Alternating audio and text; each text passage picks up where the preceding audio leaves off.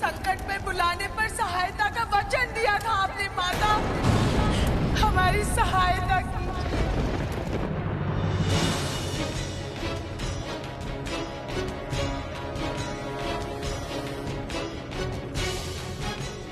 हमारी सहायता करो माता, हमें संकट से मुक्त करो। कहा हो माँ, हमें इस संकट से मुक्त करो माँ।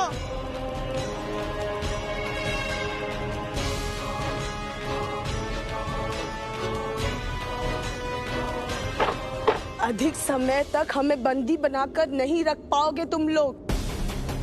मेरी माता आएंगी और हमें मुक्त करा देंगी और इस अत्याचार का तुम सबको कठोर दंड देगी। आप लोगों को बचाने के लिए माँ आएगी। मुझे वरदान दीजिए, मैं जब भी आपको पुकारूं, आप मेरे पास चली आएंगी। मेरी पुकार ही आपकी प्राथमिकता होगी। तथास्तु। आपने संकट में बुलाने पर सहायता का वचन दिया है माता, हमें संकट से मुक्त कीजिए, हमारी सहायता कीजिए माता। मेरी भक्त मुझे बुला रही है, मेरी भक्त मुझे बुला रही है। मुझे जाना होगा, शीघ्र लौटूंगी मैं अनुसुया, लेने अपने महादेव को।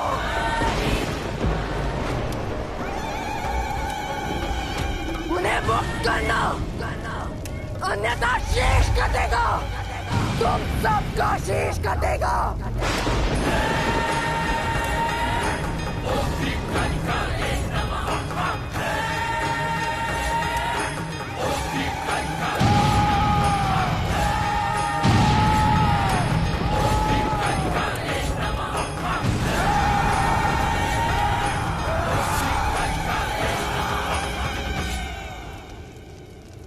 देवी, किसी भी प्रकार महाकाली के विनाशकारी क्रोध को शांत करना ही होगा, अन्यथा परिणाम तो विनाशकारी निश्चय ही होने वाले।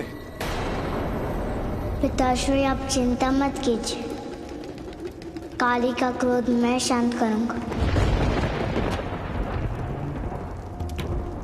उनसे किसी को भयभीत होने की कोई आवश्यकता नहीं है। इस बार तुम माँ काली का क्रोध शांत नहीं कर पाओगे पुत्र। तुमने देखा नहीं, उनकी वाणी में तनिक भी सहानुभूति या करुणा नहीं थी। कितनी रुक्षता थी उनकी वाणी में। परंतु है तो उनका स्वरूप माँ का ही ना पिताश्री। जिस प्रकार कठोर धरती के भीतर शीतल जल का भंडार होता है, उसी प्रकार उनमें जितना क्रोध उससे अधिक करुणा है। आदि शक्ति का ये काली रूप उनके हृदय में अनवरत अन्याय, असंतोष और असफलता के संचय से उपजे क्रोध के विस्फोट का कारण है पिताश्री। उनके क्रोध को हम अपने निष्पाप निर्मल हृदय के ध्यान और भक्ति से शांत कर सकते हैं।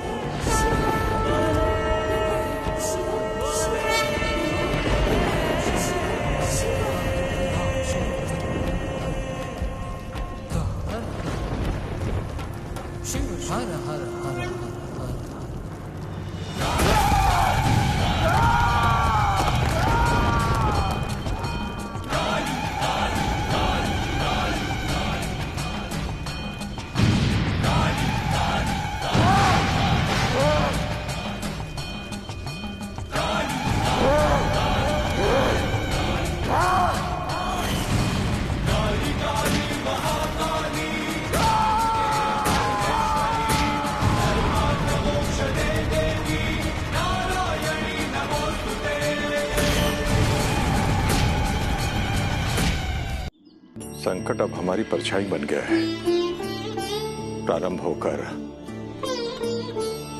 समाप्त होने का नाम ही नहीं ले रहा। न जाने क्यों ऐसा लगता है कि देवी पार्वती के संहारक रूप से हमारे जीवन में उथल पुथल मच जाएगा। मुझे मेरी इस छोटी सी परिवार की चिंता है शिव। माँ, समाधान चिंता से नहीं, चिंतन से मिलता है। मित्र पार्वती के रूप कैसे वापस आएंगी, इसके लिए हमें चिंतन करना होगा। माँ को सबसे पहले योग वर ढूंढकर सुमति दीदी का विवाह करना होगा। नहीं भ्राता शिव,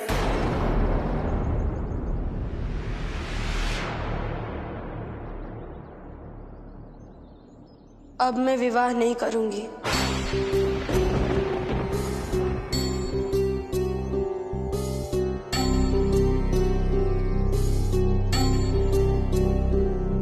ऐसा नहीं कहते सुमति, कोई भी घटना निरर्थक नहीं घटती।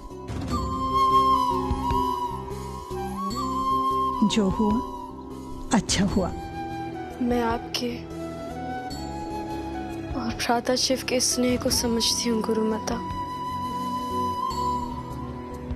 तभी तो भ्राता शिव ने मेरे अपमान का दंड दिया उन्हें, परंतु अब मैं यहाँ नहीं रहना चाहती। यहाँ रहूंगी तो अपने अपमान दंश को भुला नहीं पाऊंगी और न ही समाज के व्यंग्यवाण से आहत होते मेरे माता पिता के पीड़ा को सह पाऊंगी। इसलिए कुछ समय के लिए मैं यहाँ से कहीं दूर जाना चाहती हूँ गुरु माता। हाँ पुत्री, हम अपने ग्राम चलेंगे और वहीं रहेंगे और जब तुम्हारा मन करेगा तब वापस आएंगे। आचार्य, आशा है आप हमारी मनोदशा को देखते हुए हमें रोकेंगी नहीं। नहीं विद्याधर जी, मैं आपको नहीं रोकूंगी। आशा है कि परिवेश बदलने से सुमति के मन का बोझ हल्का हो जाए।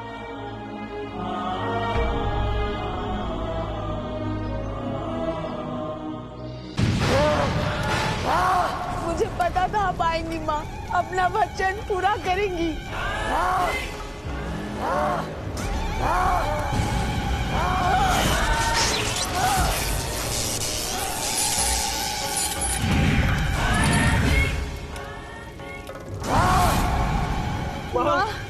माँ,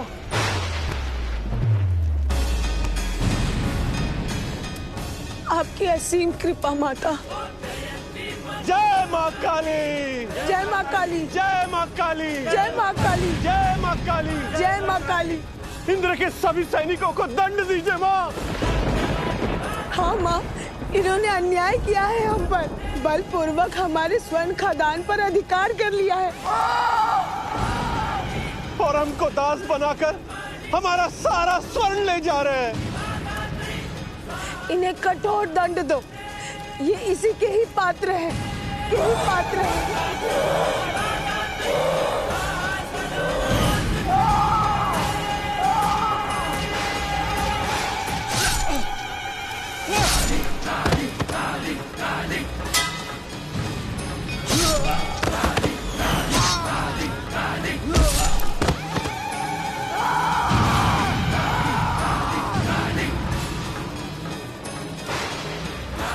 अन्याय का अंत करूंगी मैं। जाओ जाकर कहते देवराज से, मेरे होते हुए दारुक और उसके कुटुंब का कोई अहित नहीं कर सकता, कोई भी नहीं, क्योंकि उनकी रक्षा में मैं हूँ।